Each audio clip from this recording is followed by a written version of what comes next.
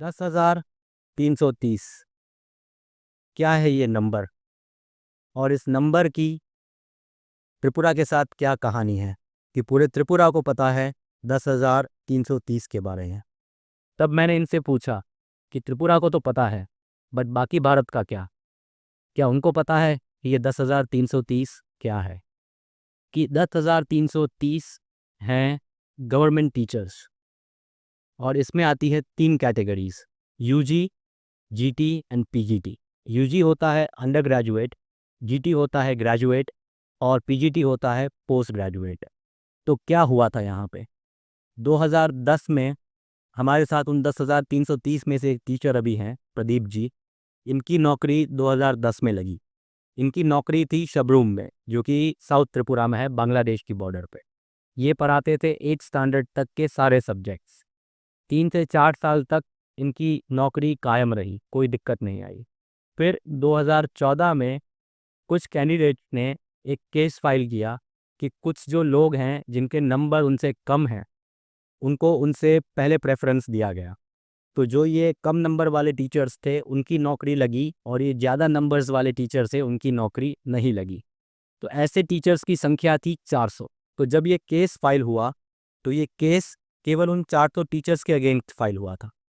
पर इसका जो रिस्पांस था, इसके रिस्पांस में उस टाइम के त्रिपुरा के जो सीपीआईएम के सीएम थे, जो चीफ मिनिस्टर, जो मुख्यमंत्री थे, उन्होंने उन 400 लोगों के अगेंस्ट एक्शन लेने के अलावा 10,330 गवर्नमेंट टीचर्स की नौकरी खारिज कर दी। रातों रात सीएम उनकी नौकरी खा गए।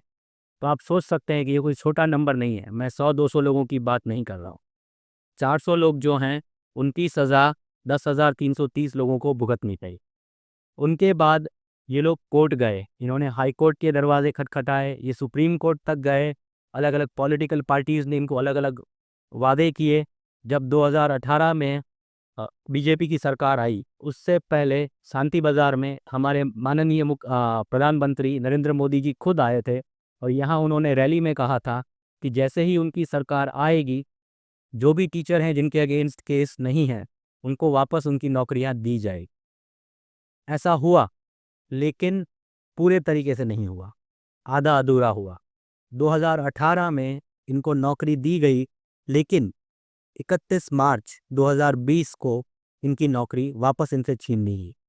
हम और आप जानते हैं कि मार्च 2020 पूरी दुनिया के लिए एक बहुत ही काला समय था, क्योंकि ये था कोरोना वायरस का टाइम।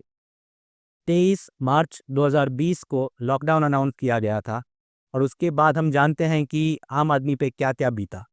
आज ये हालत है कि 2024 है, लेकिन अभी भी इनके पास ना सरकारी कोई और नौकरी है, ना टीचिंग पोजीशन है, ना इनके पास कोई टाइमलाइन है कि इनका जो प्रॉब्लम है ये कब सॉल्व होगा।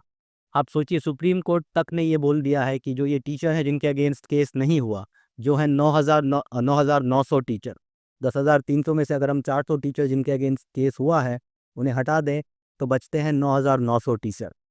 इन 9,900 टीचर को आज तक भी नौकरी नहीं मिली।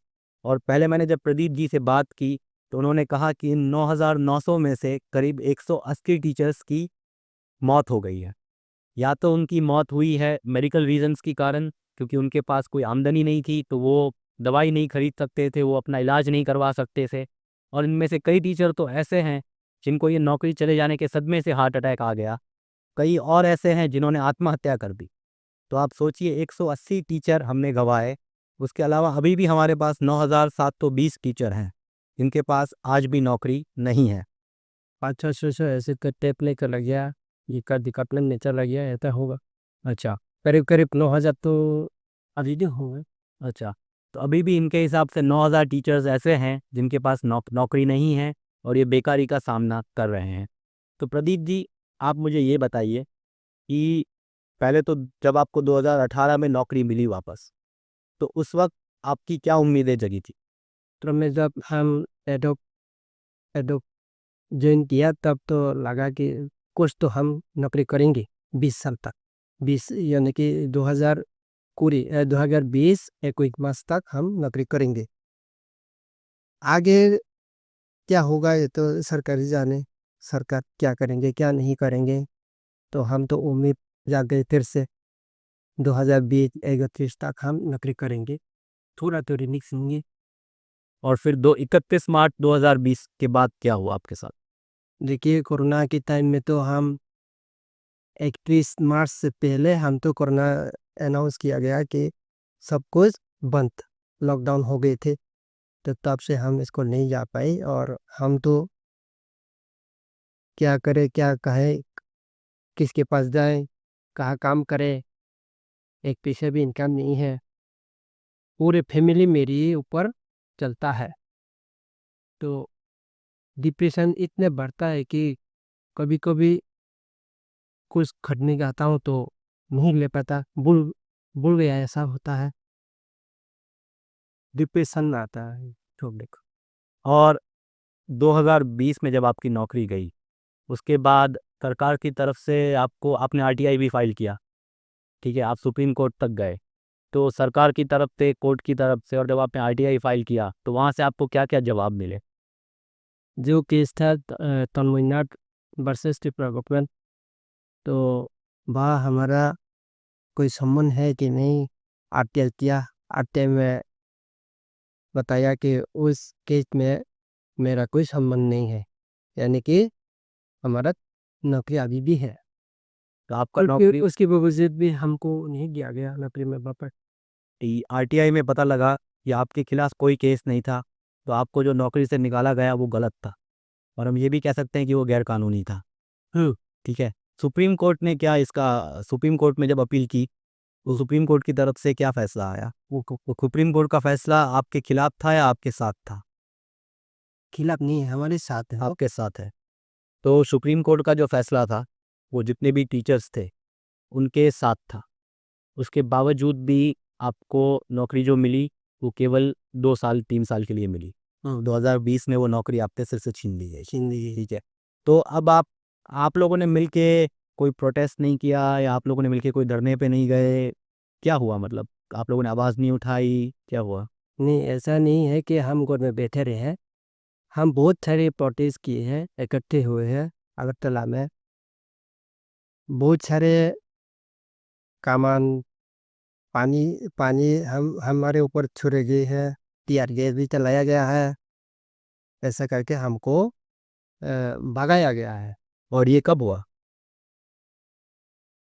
2021 में, 2021 में जनवरी नहीं तो फरवरी के होगा। अच्छा। इतना ठंडी में, सर्दी के मौसम में हमें हमारे ऊपर पानी का मन चलाया गया। तो आप सोच सकते हैं कि 9,000 जितने जो टीचर्स हैं, जो कि भारत का भविष्य हैं, उन पे पानी छोड़ा गया, उन पे आंसू गैस छोड़ी गई और उनको वहाँ से भगाया गया। प्रजातंत्र में प्रोटेस्ट करना, आंदोलन करना, ये हमारा जन्मसिद्ध अधिकार है। तो टीचर्स के साथ ऐसा क्यों हुआ? और अगर ऐसा हुआ तो इसको नेशनल मीडिया ने कवर क्यों नहीं किया? क्यों हमको पता नहीं लगा कि त्रिपुरा में ऐसा कुछ हुआ? क्यों आज तक बाकी के हिंदुस्तान को नहीं पता ये 10,330 की कहानी? तो आपकी क्या उम्मीद है अब, लोगों से, मीडिया से, कोर्ट से और सरकार से? देखिए, सारे मीडिया लोग भी हमारी सपोर्ट करते हैं हमको। सरकार से उम्मीद है कि हमारी नौकरी वापस दिलाएंगे, और कोर्ट में जो केस साइन हो रहा है वो भी हम उम्मीद करते हैं कि हमारी हमारी ओर है ये। राइट। हमारी भी सरकार से यही उम्मीद है कि इस पहलू पे जल्द से जल्द काम किया जाए, और जो 9,700 टीचर्स अभी भी हैं उनको उनकी नौकरियां वापस दी जाए, क्योंकि वो जो 9,700 पोजीशंस हैं टीचिंग की, वो अभी भी खाली है, वहाँ पे अभी भी कोई टीचर नियुक्त नहीं हुए हैं। तो इस पे जल्द से जल्द काम किया जाए, ताकि जो टीचर्स हैं उनका भी जो भविष्य है वो एकदम सिक्योर कर पाएँ, साथ साथ जो त्रिपुरा के स्टूडेंट्स हैं उनके साथ ये खिलवाड़ ना हो। तो प्रदीप जी, बहुत बहुत धन्यवाद आपका, आपको ये चीज़ आपने हमारे साथ शेयर की, और कुछ आप कहना चाहेंगे? आपको तो धन्यवाद कहीं तो कम है, क्योंकि हम 2,330 लोगों को आपने जो मदद किया, शेयर किया, हमारे हालात कैसे हुआ, किस तरीके चल रहा है अभी, कि ये सब आपके माध्यम से लोगों को पता दिलाने के लिए धन्यवाद आपको जैसे। और मेरी भी व्यूवर्स से ये एक, मैं नॉर्मली बोलता नहीं हूँ कि आप मेरे वीडियोस को शेयर कीजिए या सब्सक्राइब कीजिए, क्योंकि मुझे ये बोलना पसंद नहीं है। पर ये जो वीडियो है, ये वीडियो मैं चाहता हूँ कि ज़्यादा से ज़्यादा लोगों तक पहुँचे, ताकि कश्मीर से लेकर कन्याकुमारी और कच्छ से लेकर कोहिमा तक, त्रिपुरा में जो हुआ वो कहीं और ना हो, और यहाँ के जो टीचर्स हैं उनका भविष्य सुधरे, यहाँ के जो स्टूडेंट्स हैं उनका भविष्य सुधरे। इसलिए ये मेरी आप लोगों से एक रिक्वेस्ट है कि जितना हो सकता है उतना आप इस वीडियो को शेयर कीजिए और इसके बारे में बात कीजिए लोगों से, और सवाल पूछिए सरकार से कि ये क्या हो रहा है। और साथ ही साथ मैं तो ये कहूँगा कि आप खोजिए कि कहीं ऐसी ही घटना और किसी राज्य में, कहीं पता लगा आपके राज्य में ऐसी घटना हुई हो और आपको नहीं पता हो, क्योंकि हम जानते हैं आजकल मीडिया का हाल क्या है। तो इसीलिए ये मैं आपसे एक रिक्वेस्ट करता हूँ, मेरी गुजारिश है कि आप सवाल उठाइए और इस वीडियो को शेयर कीजिए। बाय बाय, फिर आप लोगों से मुलाकात करेंगे हम। Ya beli pakan deh. Ah, takkan apa puzai goma de desa go su goma de tan mo.